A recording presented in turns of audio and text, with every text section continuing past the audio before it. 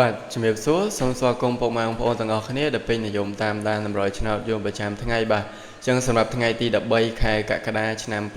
2026 admin យើងបានរៀបចំតម្រូវទុកចែកជូនពុកម៉ែបងប្អូនទាំងអស់គ្នា free ទៀតបាទដើម្បីយកទៅផ្សងសំណាងក៏ដូចជាកំសាន្តលេងផងដែរបាទអញ្ចឹងកុំឲ្យខាតពេលយូរយើងចូលទៅមើលតម្រូវរបស់យើងទាំងអស់គ្នាបាទហើយ admin ក៏សូមជិតពុកម៉ែបងប្អូនដែលមកក្រោយៗឬកំពុងទស្សនាបាទសូមជួយ like ជួយ comment ហើយដាក់សញ្ញាកណ្ដឹង admin ម្នាក់មួយផងដើម្បីទទួលបានវីដេអូមុនគេជារាល់ថ្ងៃបាទ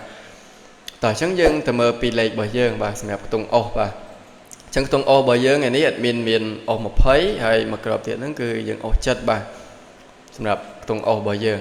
ហើយយើងទៅមើលពីលេខរបស់យើងវិញសម្រាប់ពីលេខរបស់យើងវិញ admin មាន4គ្រាប់សម្រាប់ទុកជូនចែកជូនពុកម៉ែបងប្អូនទាំងអស់គ្នាបាទយើងមាន21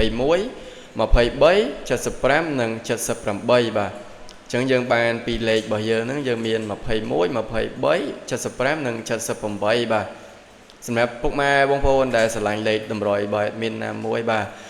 ពុកម៉ែបងប្អូនក៏អាចយកទៅផ្សងសំណាងបានដែរបាទដូចជាវេនព្រឹកវេនថ្ងៃបាទហើយកុំភ្លេចវេនយប់របស់យើងហ្នឹងបាទហើយសម្រាប់តម្រុយបាទមានអត់មានគិតសគុណឬមួយក៏ថ្លៃទឹកតែទេបាទគឺចែកជូនពុកម៉ែបងប្អូន free បាទអញ្ចឹងយើងទៅមើល3លេខរបស់យើងវិញសម្រាប់3លេខថ្ងៃនេះ admin មាន375ហើយមួយគ្រាប់ទៀតហ្នឹងគឺ802បាទអញ្ចឹងយើងបាន3លេខគុណរបស់យើងគឺបាន375ហើយនិង802គុណបាទ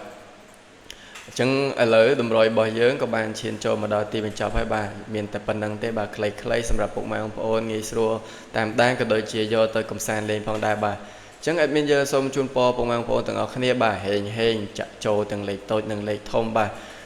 ជម្រាបលាជួបគ្នាថ្ងៃស្អែកជាមួយ admin ជាបន្តទៀតបាទបាយបាយ